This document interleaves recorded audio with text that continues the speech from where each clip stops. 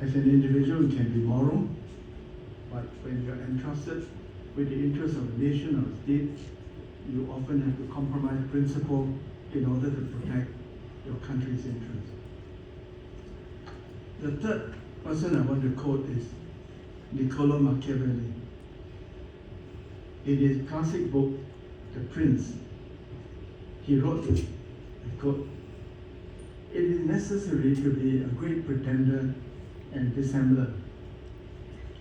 He who seeks to deceive always finds someone who will allow himself to be deceived." And by the way, our first Prime Minister, Mr. Lee Kuan Yew, was a great admirer of Machiavelli. And he used to give every member of the cabinet a copy of The Prince. One particular advice of The Prince he liked very much and often quoted it. The Prince said, "It's better to be feared than to be loved." And Mr. Lee liked that. I think Mr. Lee didn't understand that the reason why the people of Singapore had so much respect for him is not because they feared him, but because he done so much for the country. And there was such an outpouring of grief when he passed away. It goes to show that he was a great leader, not because people feared him, but because of all the wonderful deeds that he did. But then he had passed away, so I couldn't tell him that you got it wrong.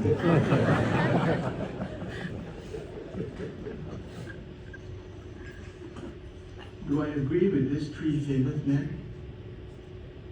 The short answer is I don't.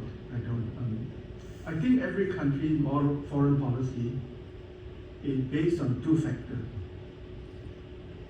the country's national interest and the country's principles or values.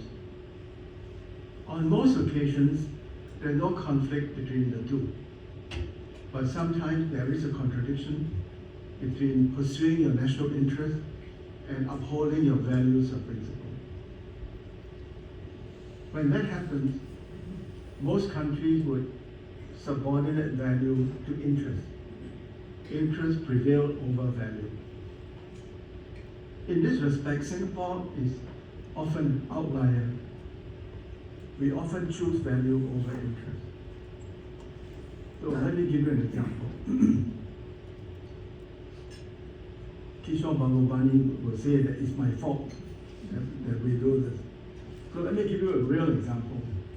In 1983, the President of the United States, Ronald Reagan, and under his presidency, the United States invaded a small Caribbean country, Grenada, and overthrew its government. I was at the UN then, and the question is, how should Singapore react? On the one hand, we had a strong national interest in maintaining good relations with the United States. In fact, I would say, in our diplomacy, the USA is probably our most important account. On the other hand, the principles of the UN Charter and international law protect our very existence and survival. And what the United States has done is a clear violation of the UN Charter and of international law. I managed to persuade my foreign minister, a very good man, Mr. Dhanabala, to allow me to go to the Security Council and condemn the American invasion. In this case, we put value over interest. It strengthened our credibility at the UN. And if we had not condemned the American invasion, we would be viewed by my colleagues as a hypocrite, because we had condemned the Vietnamese invasion of Cambodia in 1978 and condemned the Soviet invasion of Afghanistan in 1979. But our decision to condemn the United States was exceptional. Most of the allies and friends of the United States decided to put aside principle and supported the American or remain silent. Let me tell you another story. The story is from the UN conference on the law of the sea, which was very long. It lasted for about 10 years. And sometime during the duration of the conference, the United States chief delegate persuaded the chairman of one of the committees to set up a secret negotiating group to see whether we can produce a good compromise text. And the chairman agreed, and I was invited to join the secret negotiating group. And we met at unearthly hours, in secrecy.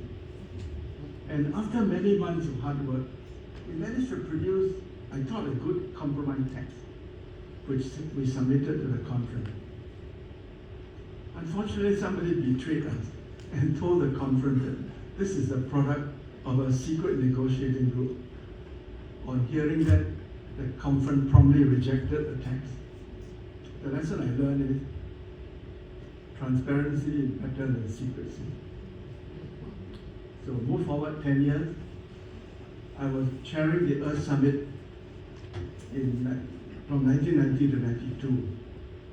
And on one occasion, the representatives of the developed country and developing country approached me and asked whether I could chair a negotiating group on the real declaration of principles on environment and development. And I told them that I was willing to do that, but it must not be a secret negotiating group. That the existence of the group, the composition of the group must be known to the whole conference.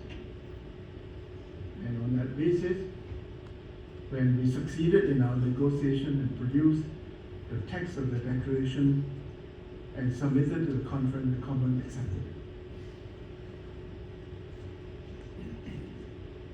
Let me now talk about the personal conduct of diplomats.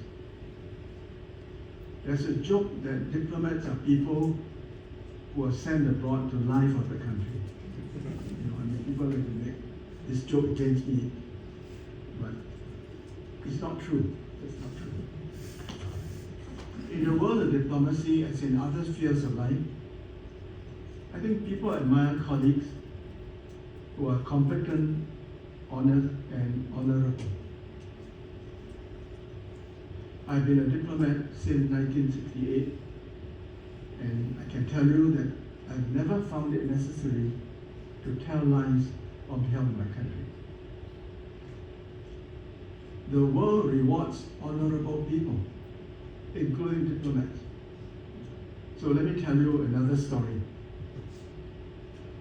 On 2 occasions, the WTO, this is the World Trade Organization, not Jackson's World Toilet Organization.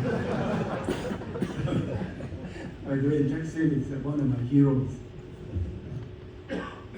He founded the World Toilet Organization, and he persuaded Singapore to make 19 November World Toilet Day. He had moved the needle and made the world a cleaner and better place. So anyway, WTO requested me on 2 occasions to chair a dispute panel. And I explained to WTO that I'm not a trade lawyer. They said, never mind, but the countries of the dispute have specifically requested you to chair the dispute panel. So what to do, Bobian, right? So I reported this to my government, who told me you should accept because we believe in the WTO and we believe in the peaceful settlement of disputes. So the first case was brought by the United States and New Zealand against Canada. They alleged that Canada had secretly subsidized their dairy industry, which is a violation of WTO law. The second case was brought by Australia and New Zealand against the United States. And the allegation was that the US domestic law on safeguards was not consistent with the WTO law, and therefore what the United States did was a contravention of WTO law. Anyway, I chaired the dispute panel, which consisted of 3 people, myself and 2 other real trade law experts. And in the first case, we found in favor of the United States and New Zealand. Canada appealed to the appellate court. They lost the appeal. And I must say, I salute Canada for accepting the judgment, and they restructured the dairy industry. In the second case, we found in favor of Australia and New Zealand and ruled that the domestic law in the United States are not consistent with the WTO. The United States also appealed to the appellate court and lost the appeal, and they also accepted the verdict. And to their credit, this is a long time ago, now maybe they won't do it, Because in those days, there was a stronger willingness on the part of the United States to accept the rule of law and to accept the rulings of international courts. So they accepted the verdict, and they actually amended the US law to conform with the WTO law.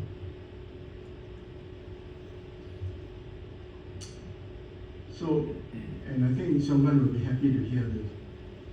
My experience is that if you have a good reputation for competence and integrity, the international community will call on you to act as an impartial chairman, a facilitator, or a moderator.